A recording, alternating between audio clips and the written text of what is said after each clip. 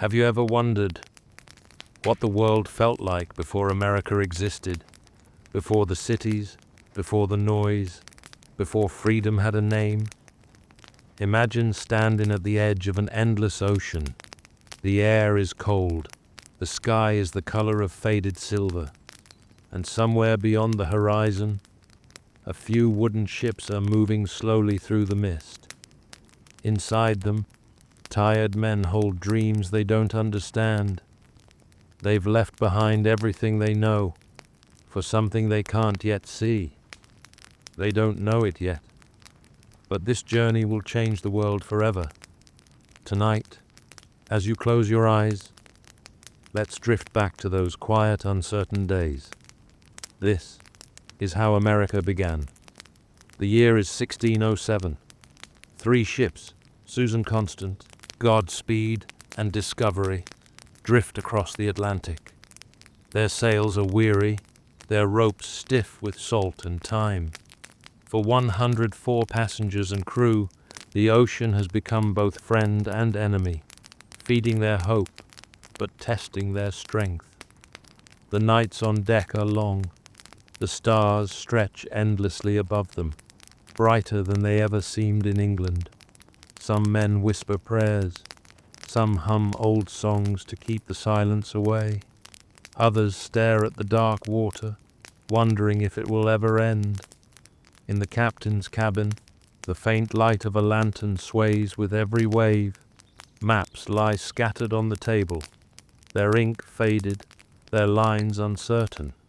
No one aboard knows exactly what lies ahead, only that something new is waiting. One morning, the lookout's voice breaks the calm. "Land!" he shouts. It echoes through the cold air like a promise. The men rush to the railings, straining their tired eyes. Through the fog they see it, a faint line of green and gold. The smell of earth, real earth, drifts across the water. After months of ocean, it feels unreal. When they finally step ashore, the ground feels strange beneath their feet. Some kneel and kiss the soil. Others simply stand, silent, watching the tall trees sway in the wind. The air hums with the sound of unseen birds. Somewhere nearby, a river whispers through the reeds. This place, they decide, will be called Virginia, named in honor of the Virgin Queen, Elizabeth. And their small settlement by the river will soon have a name too, Jamestown. They build slowly. The soil is soft near the water, easy to dig but quick to flood. Their tools are few, their hands already blistered. Still, they work, cutting logs, tying them together, raising crude walls that barely stand against the wind. At night, the forest stirs around them. The sound of insects rises like a song. The men sit close to their fires, whispering about what lies beyond the trees. They know they are not alone. They have seen smoke in the distance, and once a flash of movement among the shadows. Sometimes they hear drums far away, faint but rhythmic, like a heartbeat inside the woods. The native tribes, the Powhatan Confederacy, watch silently, their eyes unseen, their presence everywhere. The nights are long. The air cools quickly once the sun disappears. A few men take turns keeping watch, their eyes half closed, listening to the forest breathe. The sky above them feels impossibly wide. Stars glitter like silver dust across black velvet. One man whispers that he feels closer to heaven out here than he ever did in church. Another mutters that heaven feels far away. They eat what little they have, dried meat, biscuit, and sometimes nothing at all. Their water barrels taste of rot. Their clothes damp with sweat and rain, never quite dry. But in the quiet, between fear and exhaustion, something inside them settles. They are the first of their kind here, the first to build fires on this soil, the first to dream of calling it home. Days pass. The settlement grows, if only slightly. A few huts, a makeshift storehouse, and a wooden cross raised near the water. Captain John Smith walks the perimeter each morning, his boots sinking into the mud. He studies the trees, the river, the distance, always planning, always measuring survival in heartbeats. The forest, though beautiful, feels alive in a way that unsettles them. It listens, it watches. Sometimes they find small offerings near the edge of camp.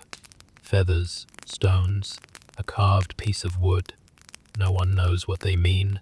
Some say it's a warning, others think it's peace. Either way, no one touches them. Weeks turn to months. Ships return to England for supplies, but the settlers who remain count the days in hunger and cold. They plant seeds that never grow. They trade with the Powhatan for corn and meat, learning a few words of their language. Enough to survive, never enough to belong. Sometimes the mornings are peaceful. Mist drifts over the river, glowing golden in the sun. The world feels still, and the men breathe as if the land itself is holding them in its palm. Other days bring storms, violent, loud, tearing through their fragile shelters. The rain soaks everything. The wind howls like a voice warning them to leave. But they stay, because something deep inside them whispers, we came too far to go back. As the first winter approaches, the quiet turns heavier. The trees lose their color, the nights grow longer, their food runs low. Men begin to argue, voices rising in the dark. Some try to hunt, but return empty-handed. Others fall ill. And yet, amid it all, there are still moments of calm, small fires, laughter between friends, the sound of someone softly humming an old song from home. Moments where time feels gentle again. They don't know what the next months will bring. But for now, they look at the stars and pretend the world isn't changing. They close their eyes to the sound of the wind and try to dream of England. We build, we hope, we pray, one man writes in his small journal. Perhaps this place will forgive us for what we do not yet understand. The fire fades, the camp grows quiet. Only the river continues to move, whispering secrets to the night. And somewhere far beyond, another ship begins its long journey west, carrying more souls who will step onto this silent shore, chasing the same fragile dream. Winter came quietly, like a shadow that no one noticed at first. The trees grew bare, the river froze at its edges, and the once green land that had welcomed them turned grey and still. The settlers at Jamestown huddled close to their fires, wrapping thin blankets around shaking shoulders. Outside, the forest whispered in voices they could no longer understand. It was the winter of 1609, and it would be remembered forever as the starving time. The cold began early that year. It slipped into their cabins through the smallest cracks, chilling the air even near the fire. Each morning, frost covered the ground, delicate, silver, and cruelly beautiful. The men walked slower now, their faces pale, their lips dry. Their once sturdy homes leaned under the weight of snow and wind. Every sound, the creak of wood, the sigh of the river, the distant cry of a crow, felt sharper in the cold air. Food was almost gone. Their supplies from England had not arrived, and the few crops they'd tried to plant had long since withered away. They had traded what they could with the Powhatan tribes, but even that had stopped. Mistrust had grown like frost between them, quiet, spreading, and hard to melt. Days passed in a blur of hunger and waiting. The fires burned low. Men grew too weak to fetch wood. They tore bark from trees, boiling it into bitter water. Some chewed on leather, belts, boots, anything that would keep their jaws moving and their minds from despair. At night, the sound of coughing echoed through the camp. No one spoke much anymore. There was nothing left to say. The journal of one settler records simply, "Greater than, we die daily, yet we live still, as though we are ghosts that hunger has forgotten to take." The few who could still move tried to fish through the ice, but the river, once their lifeline, had turned against them. It gave nothing back. The nights stretched endlessly. Darkness came early and stayed longer than anyone remembered. The moon moved slowly above them, a pale, cold eye watching their suffering in silence. Inside the walls of Jamestown, the men took turns standing guard, not because they feared an attack, but because it gave them a reason to stand, to breathe, to stay awake. Sometimes they heard drums again, distant, rhythmic, like the heartbeat of the forest. The Powhatan were out there still, unseen but near. The settlers no longer knew if they were being watched with pity or with warning. On rare days when the snow melted slightly, small hunting parties would venture beyond the fort. They walked quietly, carefully, hoping for deer or even a rabbit. But the forest offered little mercy. Sometimes the men found signs of the natives, footprints, feathers, or the faint smell of smoke from unseen fires. But they found no food, only the endless whisper of trees and the ache of their own empty stomachs. The woods were beautiful in a way that hurt to look at. Branches heavy with snow, the sound of ice cracking softly beneath their boots, the light filtering weakly through the grey sky. It was all so peaceful, and yet deadly. By February, the settlement had fallen silent. Dozens had already died. The survivors moved like shadows, speaking little, sleeping less. When new fires were lit, they were small, not for warmth, but for light, to remind them that they still existed. There were moments when hope flickered faintly. A few men believed they saw sails on the horizon. They rushed to the shore, their hearts pounding. But it was only mist. That night, one of them said softly, "Perhaps the sea is not our enemy, but our teacher. And perhaps it wishes to teach us patience." No one answered. They simply stared at the flames until sleep, at last, took them. When spring finally came, the snow melted into muddy rivers that carried away the last traces of winter. But Jamestown had changed. Of the more than 300 settlers who had lived there before the cold set in, only 60 remained. The rest had vanished into the earth, buried quietly near the walls, their names forgotten by all but a few.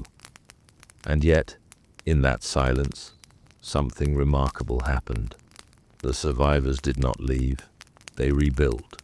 With trembling hands and hollow faces, they lifted wood, repaired walls, and whispered prayers into the wind. Not for victory, not for glory, only for another sunrise. One morning in May, the air smelled different, lighter, warmer. A faint breeze carried the sound of waves, and something else. The lookout shouted. This time, it was not a dream. Ships were coming. The settlers ran to the shore, their feet slipping in the mud. And there, through the mist, sails appeared, white and shining in the sunlight. Supplies, food, life. The men fell to their knees, tears running silently down their faces. The nightmare had ended. That night, the fires of Jamestown burned bright again, not with fear, but with gratitude. The river glowed gold in the morning light. Birds returned to the trees, and for the first time in many months, laughter rose in the camp. The air was still cool, but it no longer carried despair. The settlers began to rebuild their small fort properly, stronger walls, better storage, cleaner wells. Captain John Smith walked along the riverbank, his journal open in his hand. He paused, looked out at the water, and wrote a single line. Greater than, from suffering we have learned endurance, and from endurance perhaps we shall learn peace. As night returned, the camp grew calm again, but the silence was different now. It was the silence of rest, not fear. The survivors lay near their fires, watching sparks drift into the air. Above them, stars shimmered, the same stars that had watched them through the darkest months. They thought of the friends they had lost. They thought of England, far away, fading from memory. And they thought of the strange, beautiful land that had tested them so deeply. It was not home yet, but it might become one. And so, as the night covers Jamestown once more, the settlers sleep, thin, tired, but alive. The forest breathes quietly beyond the walls. The river whispers to the sea. The story of America drifts onward, slow, fragile, and eternal. Sleep now, and let history dream beside you. The worst of the hunger had passed. The fires of Jamestown burned again, and the air carried the soft smell of spring. The year was 1610.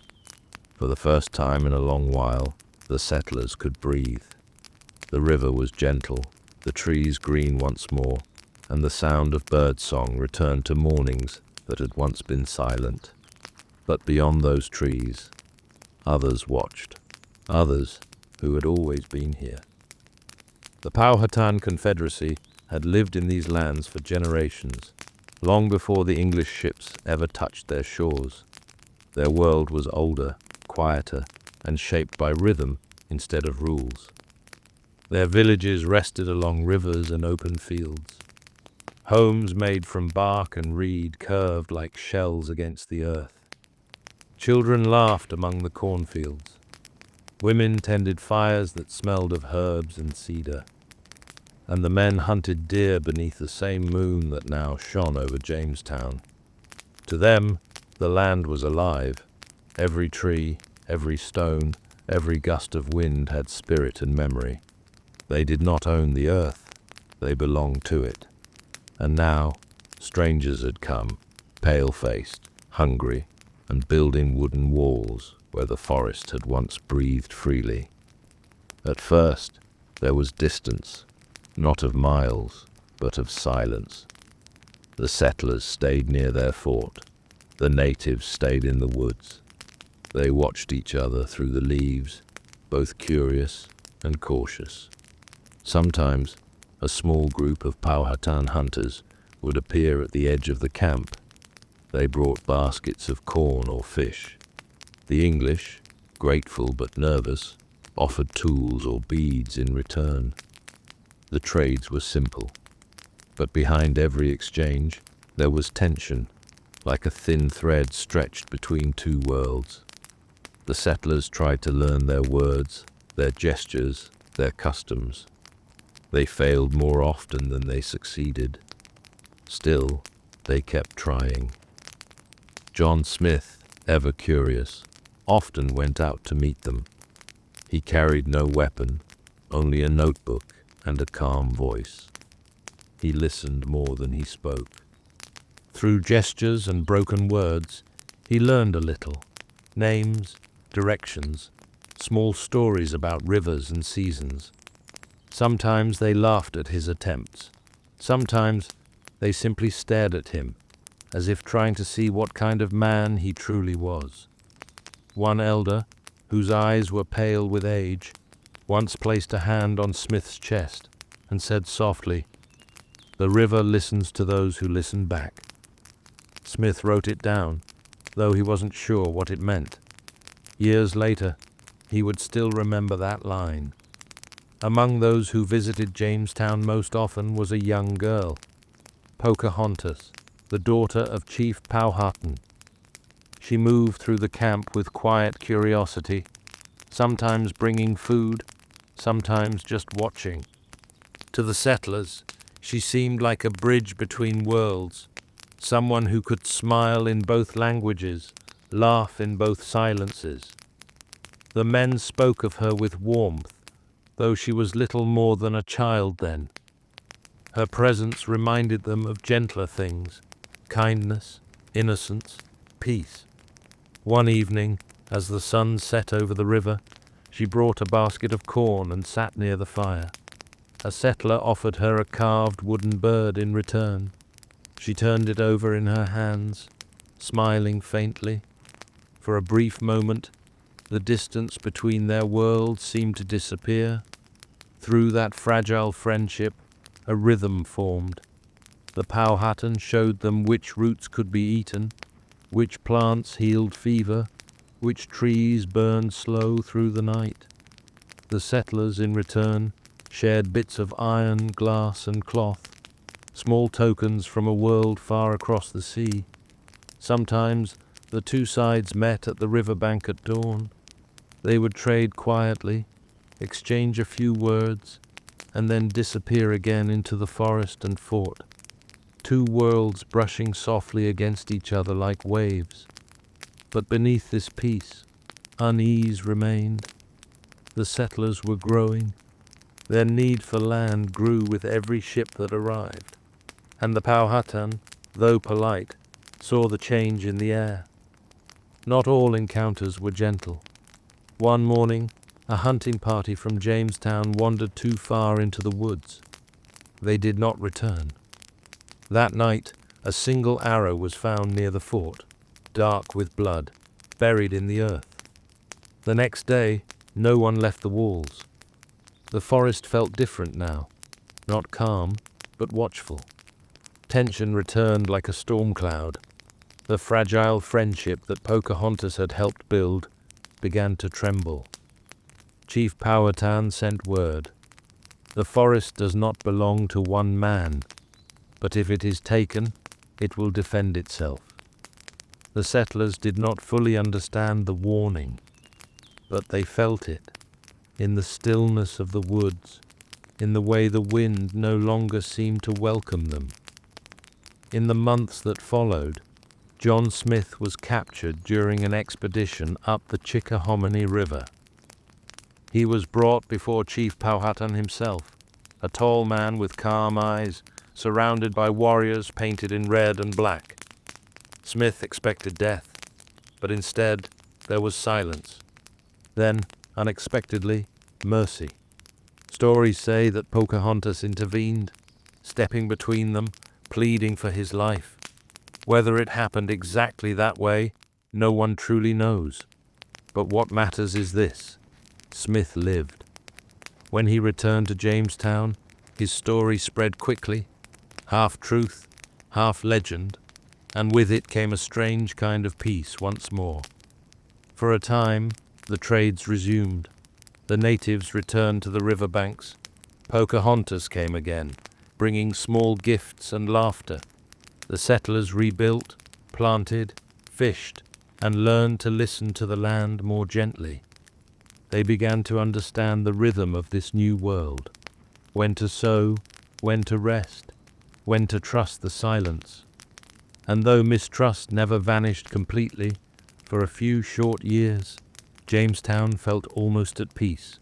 The two worlds, English and Powhatan, existed side by side, not as friends, not as enemies, but as neighbors bound by survival. But time, like the river, never stops. As more ships arrived, more settlers came. The walls of Jamestown grew higher. The forests around them grew thinner. And Pocahontas, once the curious girl by the fire, grew older, wiser, and farther away. Her visits became rare, her laughter only a memory among the settlers. One evening, as the sun set gold over the river, a young settler whispered, "She was the voice of this land." Another replied softly, "The land still speaks. We've just forgotten how to hear it."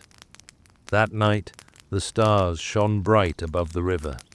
In the distance, the fires of the Powhatan villages flickered like tiny reflections of those in Jamestown. Between them lay forests, dark, alive, and endless. Two worlds, separated by language and fear, yet connected by the same earth, the same sky, the same wind. The narrator's voice softens. And so, the early days of America were written not in ink, but in footsteps, quiet, hesitant, and human. One world watching another, both trying in their own ways to survive. The year was 1620. The ocean was restless, grey and endless, and across that sea, a small wooden ship struggled against the wind. Its name was the Mayflower. Inside, 102 passengers, men, women, and children, crowded together in the dim light of flickering lanterns. They were cold, they were seasick, but in their hearts, they carried something warmer than any fire: hope. They called themselves pilgrims, people who had left their homeland not for gold, but for the freedom to pray, in their own way. For more than 2 months, the Mayflower drifted through storms and silence.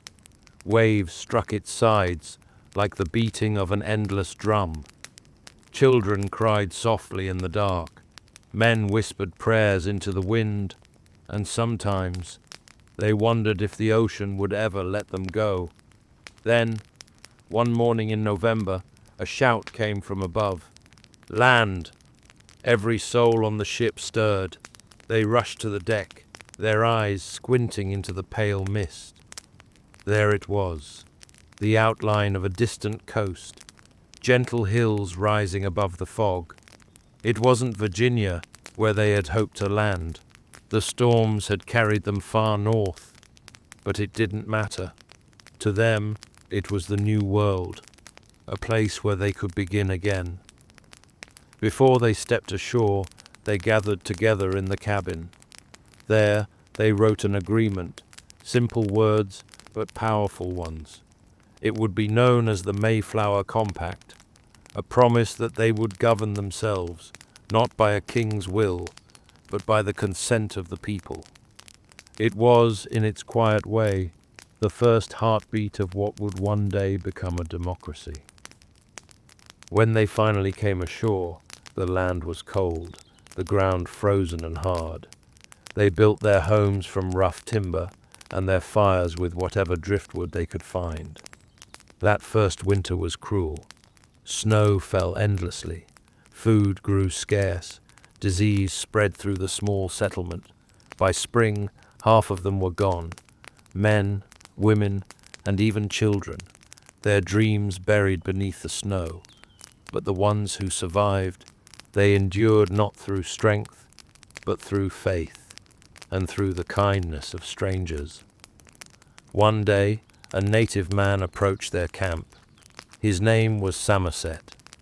He spoke a few words of English, enough to greet them, enough to offer peace. And soon after, he brought another man, Squanto, a native who had once crossed the ocean himself. He taught the settlers how to plant corn, how to catch fish in the rivers, how to survive this strange new land. The settlers would never forget his kindness. And when autumn came, when their crops finally grew tall and golden, they gathered to give thanks for life, for food, for peace.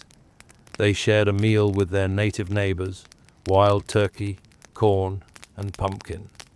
That quiet moment would one day be remembered as the first Thanksgiving. And as the night fell on that small settlement, the last embers of the fires glowed against the dark. Somewhere, a child laughed. Somewhere else, someone whispered a prayer, and the stars shone quietly over the frozen fields. It was still a long road ahead, but in that silence, a nation's story was beginning to take shape. The land was harsh, the winters long, but hope has a way of surviving. By the middle of the 17th century, the wilderness had begun to whisper with the sounds of life. Smoke rose from new chimneys, bells rang faintly across small wooden towns, and the echo of footsteps fell on cobblestone streets. The world that had begun with fear and hunger was slowly, quietly becoming home. In the north, in Massachusetts, villages stood along the cold Atlantic shore. Wooden houses with steep roofs leaned into the wind, and children ran through the narrow paths between fields of corn and barley. They were no longer just settlers. They were New Englanders. Every Sunday, the towns gathered in their meeting houses, simple rooms filled with the smell of pine and candle wax. The sound of the preacher's voice rose softly, and even the smallest child listened, learning not just faith, but discipline, duty, and community. Life was not easy, but it was peaceful and full of purpose. Further south in Virginia, tobacco fields stretched for miles. The air was warm and thick with the scent of the crop that would build fortunes and shape destinies. Wealthy planters lived in grand wooden houses along the rivers, while workers, both free and enslaved, toiled beneath the sun from dawn until the stars rose. The days were long and the work endless. Ships came and went from London, carrying barrels of tobacco and returning with fine cloth, glass, and books, signs of a world still tied to the old country. But slowly, very slowly, the colonists were beginning to see themselves as something different, not quite English anymore. In the middle colonies, New York, Pennsylvania, Maryland, the air felt different.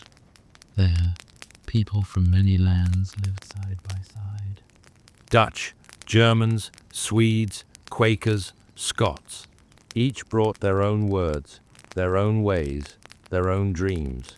Markets were filled with voices of many accents, and the smell of bread, fish, and fruit from distant farms.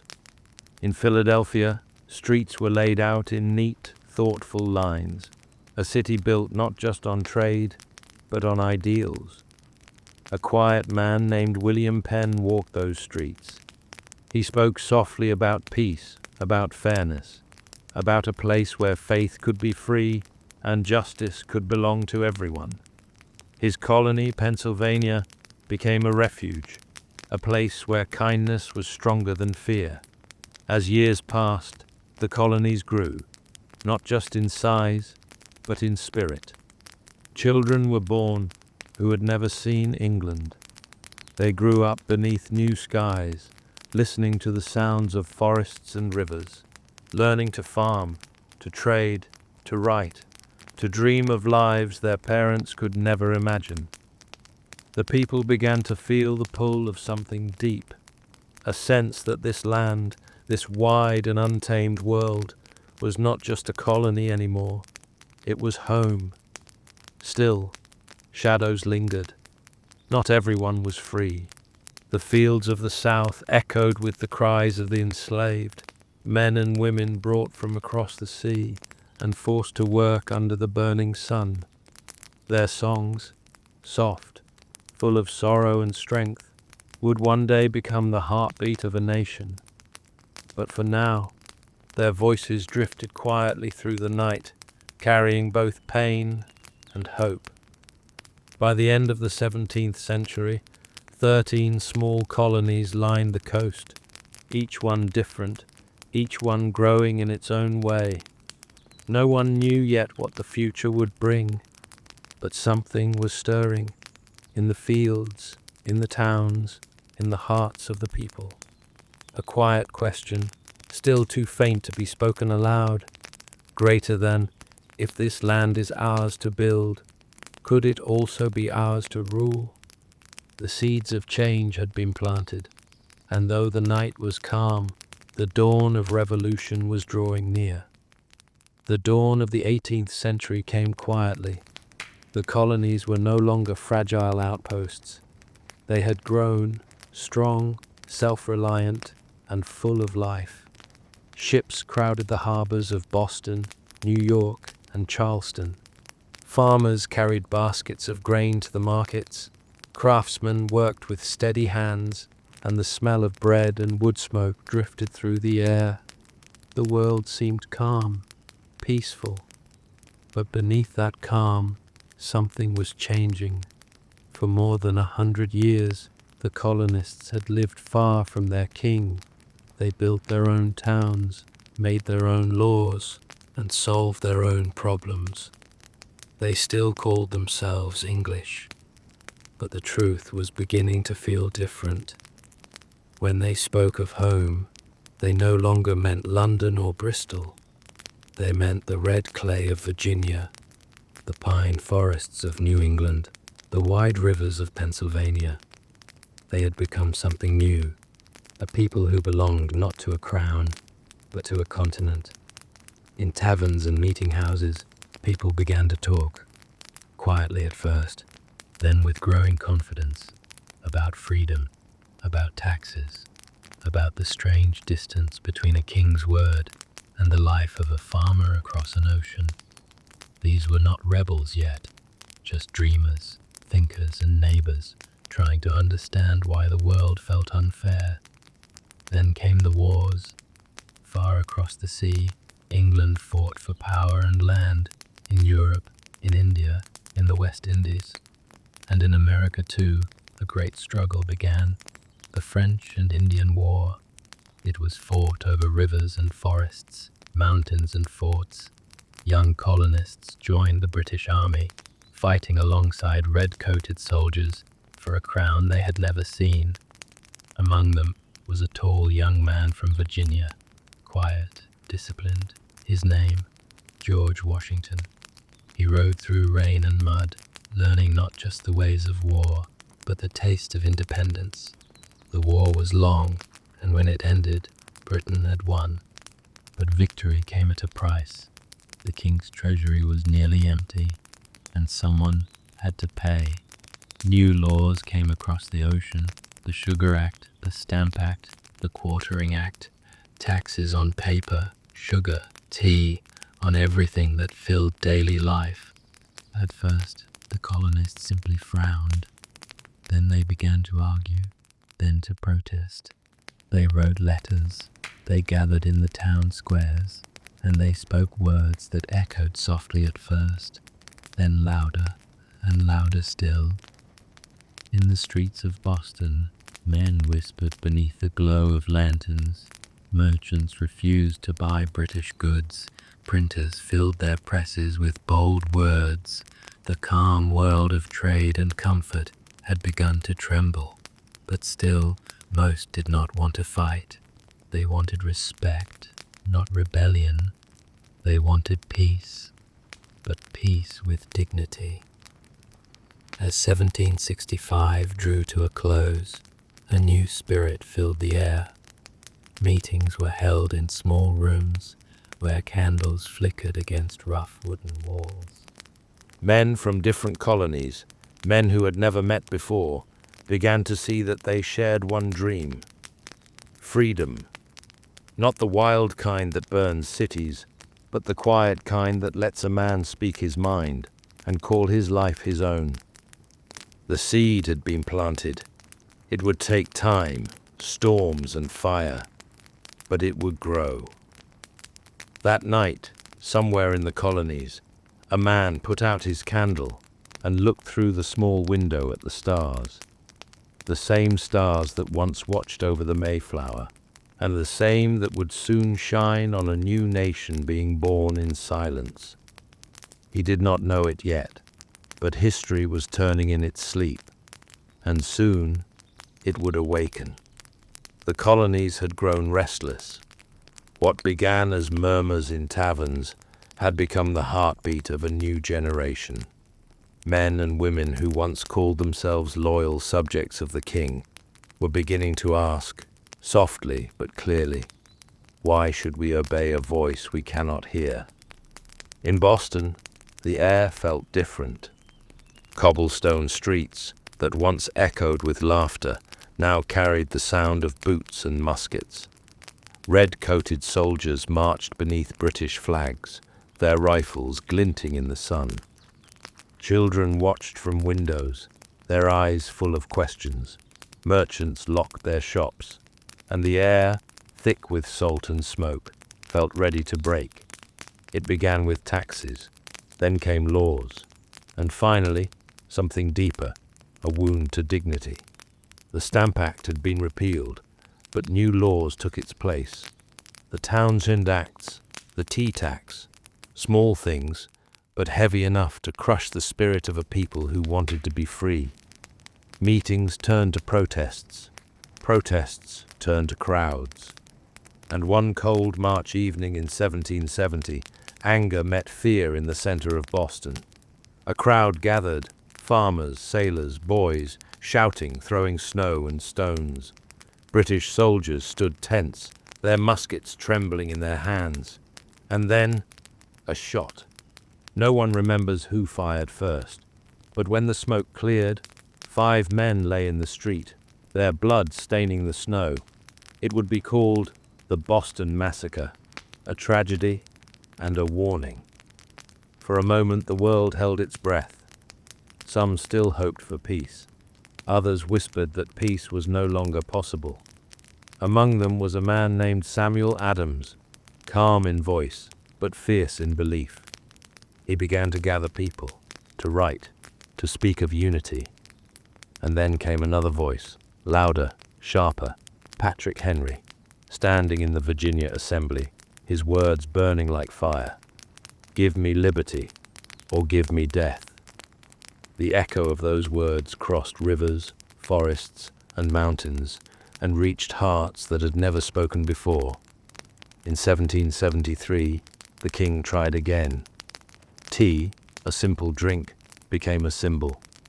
The British East India Company sent ships full of it to American ports, but the people refused to buy. In Boston, a crowd gathered one cold December night.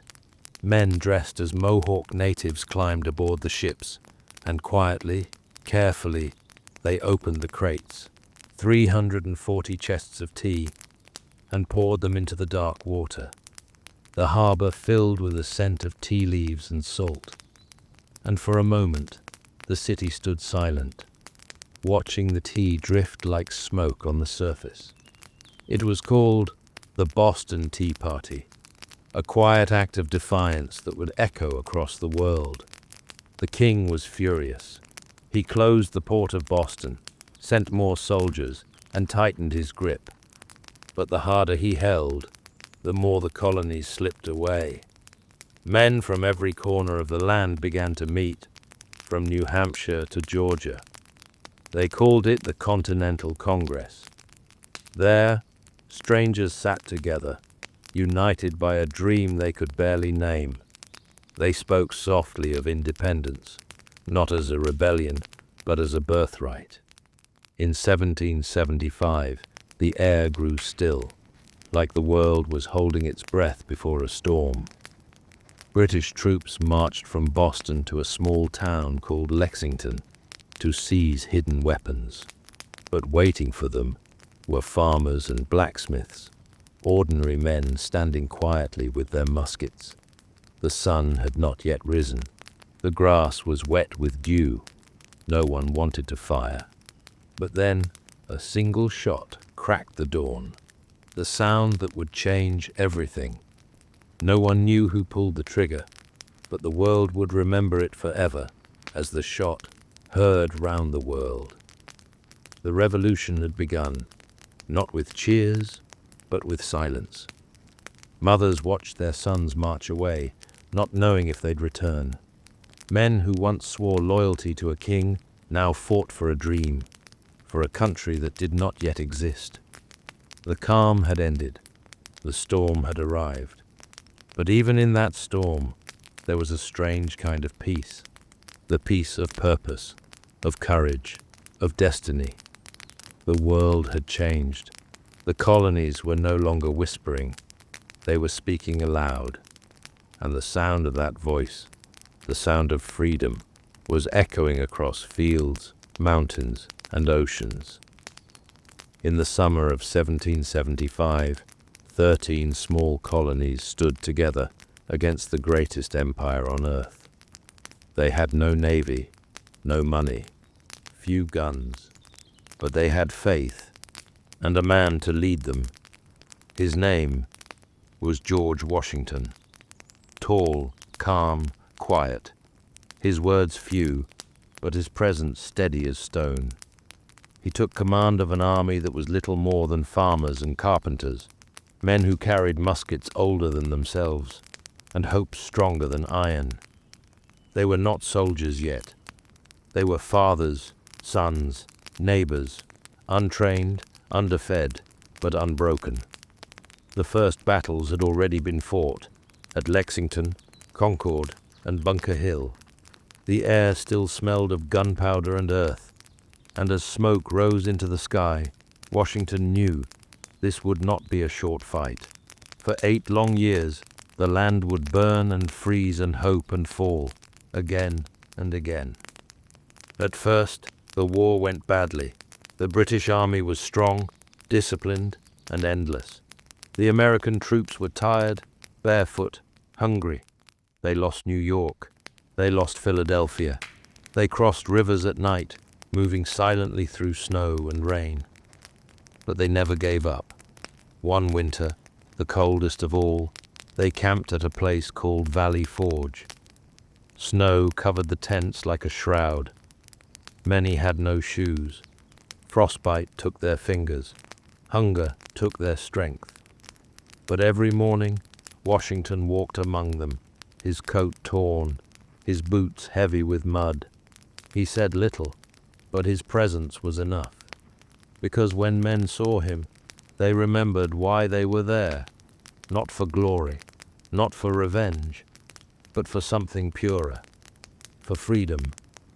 Across the sea in France, a young man named Marquis de Lafayette heard of the struggle. He crossed the ocean to join them, not for money, but for the same dream. Slowly, quietly, the world began to turn in their favor. In 1777, at Saratoga, an entire British army surrendered. It was the first great victory, the spark that convinced France to stand beside America. Ships began to sail with supplies. New flags rose beside old ones. And hope, that fragile thing, became fire. Years passed. The war moved south, to the forests of the Carolinas, to rivers and fields where men fought beneath blazing suns. It was brutal. Families divided, towns burned. But through it all, the belief remained that freedom was worth every tear. And then, in 1781, in a place called Yorktown, it ended. British General Cornwallis, surrounded by American and French troops, could fight no more. Cannon fire echoed through the fields. Drums rolled softly, and as the British band played, their flags were lowered. The war was over. In 1783, a treaty was signed in Paris. The 13 colonies were no longer colonies. They were something new, something the world had never seen before. A nation born not of bloodlines or crowns, but of belief. They called it the United States of America. George Washington returned home to Mount Vernon, to the quiet fields by the Potomac River. He had led men through darkness and snow, and now he longed only for peace. He walked his land slowly, watching the sun set over the hills. The nation was still fragile, its future uncertain, but it was alive. Alive in the laughter of children, the ringing of hammers on new homes, and the pages of a new constitution waiting to be written. The dream that had begun on a cold ocean, in wooden ships and whispered prayers, had finally found its shore. Freedom is not a gift, it is a promise, kept alive by those willing to dream. The guns had fallen silent. The air that once smelled of smoke and iron was now filled with the scent of rain and earth. America was free, but freedom came with questions. What did it mean to be a nation? Who would lead? And how could 13 different states, each with its own pride, its own dreams, become one. In Philadelphia, the city where the Declaration had once been signed, men gathered again. They sat in a quiet hall, the summer heat pressing through tall windows, sweat on their foreheads, paper beneath trembling hands, and once again they began to write. This time not words of rebellion, but of unity. It was 1787, and they called it the Constitutional Convention. There sat James Madison, a small man with a sharp mind. He spoke of balance, of power that must never fall into one hand. There sat Benjamin Franklin, old now, his hair white as the pages they wrote on. He listened more than he spoke, but when he did, his words carried the weight of the years he had lived. And though they argued and doubted and almost gave up, by the end they had built something extraordinary, a living document, a promise written in ink and hope. They called it the Constitution of the United States. It began with just 3 words, "We the people." Simple, beautiful, and new. Because for the first time, a government claimed its power not from a king, but from the people themselves.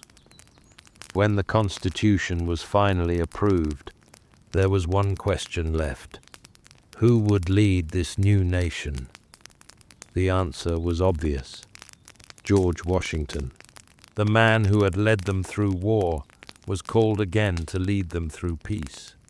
In 1789, he became the first president of the United States. There was no grand palace, no throne, no crown of gold, just a man standing beneath the open sky, hand over heart, vowing to serve.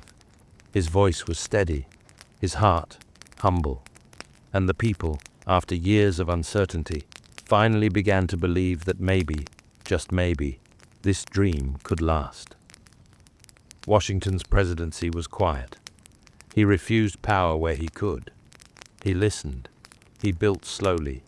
He warned the nation never to let parties divide them, never to fall into hatred or pride.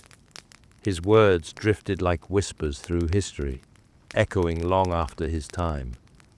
But beyond the calm halls of government, America was changing. New towns rose along rivers. Merchants traded across oceans. Farmers sowed seeds into free soil.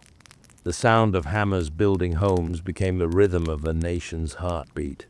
Yet all was not peace. The country was young, and young nations stumble.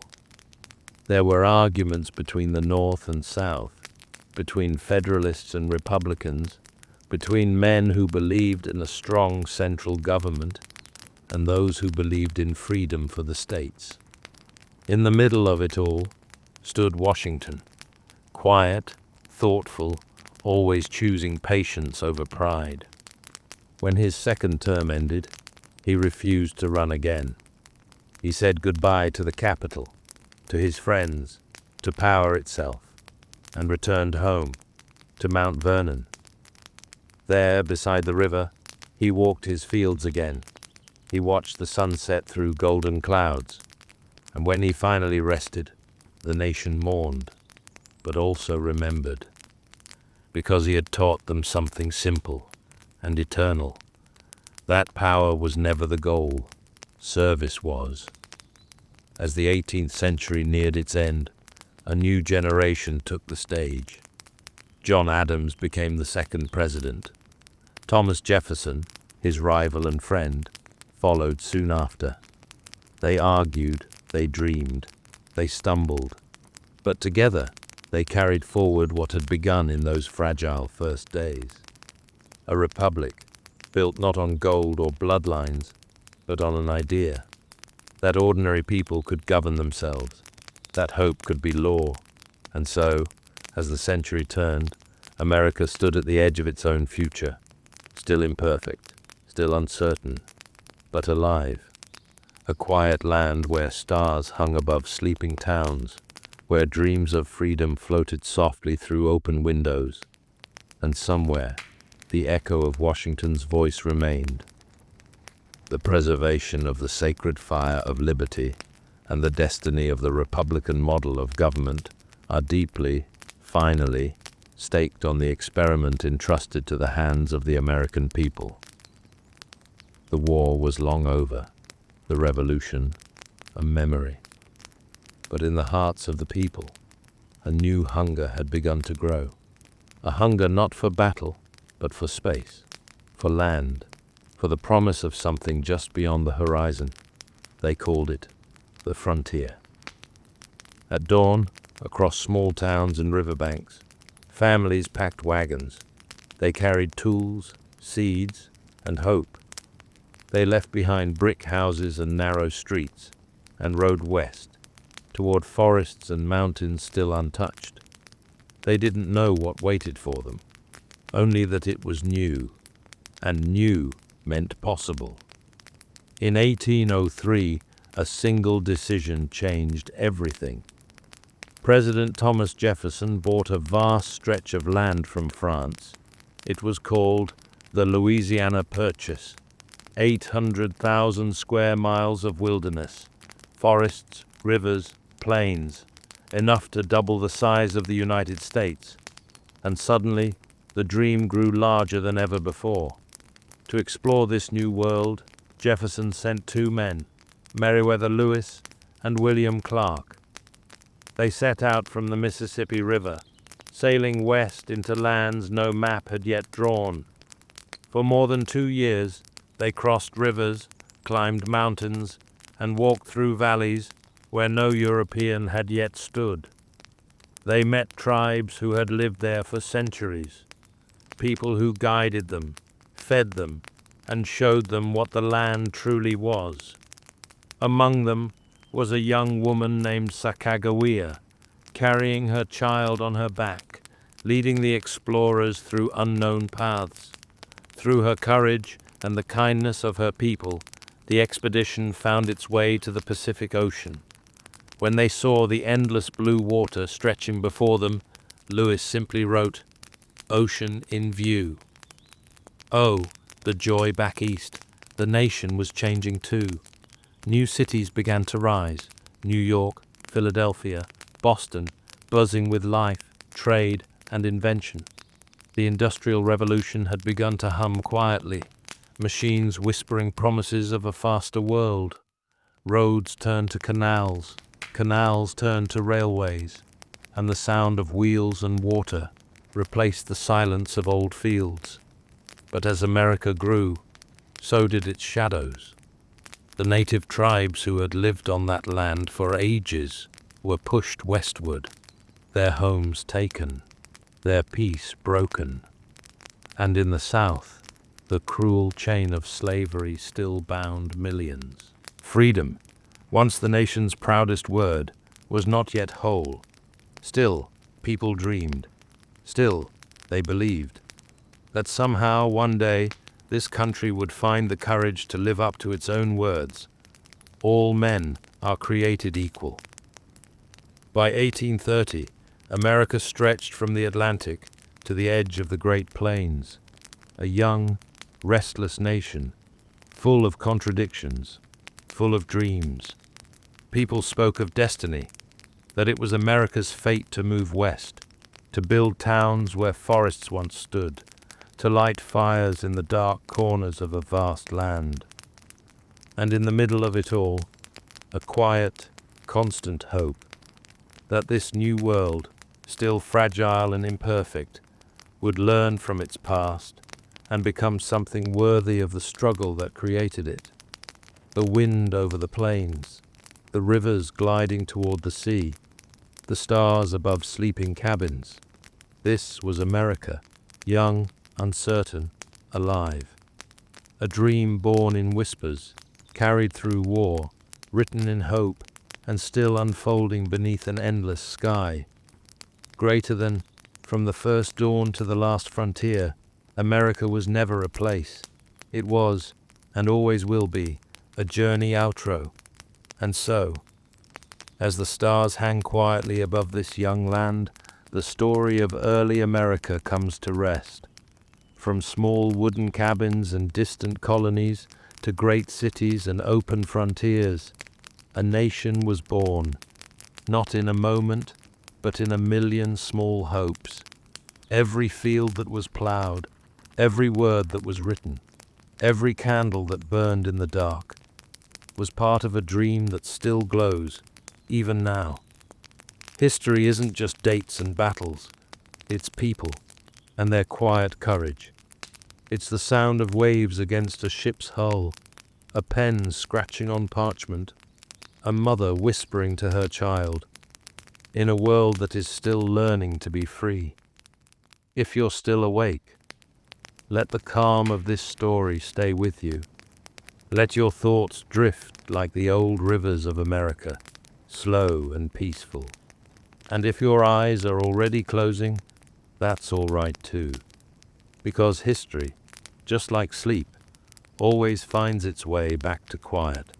Good night, and may your dreams be calm as the early days of America.